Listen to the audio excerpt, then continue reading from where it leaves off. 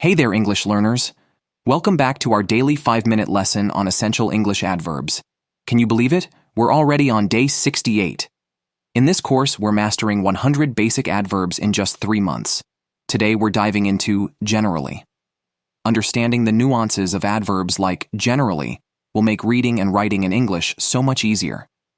After this lesson, I challenge you to find a piece of writing you enjoy and see how many adverbs you recognize. You might be surprised at how much easier it is to grasp the overall meaning. All right, let's jump right in. Today, I have a little quiz to get your brain warmed up. Ready? Here we go. Which of these adverbs has a similar meaning to generally? 1. Never. 2. Sometimes. 3. Usually. Take a moment to think about it. Got your answer? The correct choice is number 3. Usually has a similar meaning to generally. So what does generally mean? In one word, usually. It's used to talk about things that are true most of the time, but not always. Now let's think about the feeling or image that generally brings to mind. When you say generally, it's like saying, this is mostly true, but there might be some exceptions.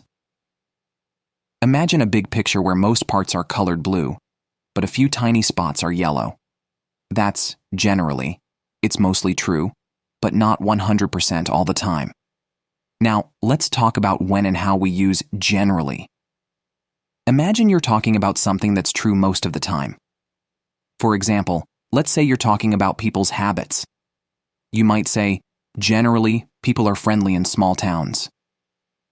Here, you're saying that in most cases, people in small towns are friendly, but you're not saying it's true every single time.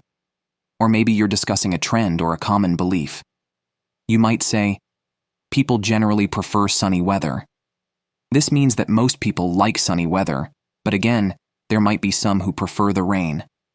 Now, generally often gets mixed up with words like usually, normally, and commonly. Let me explain how they're different. When you say usually, you're talking about something that happens most of the time, with just a few exceptions. It's a bit stronger than generally. For example, I usually eat breakfast at 8 a.m. means you eat breakfast at that time almost every day. Normally is similar, but has a slightly different vibe.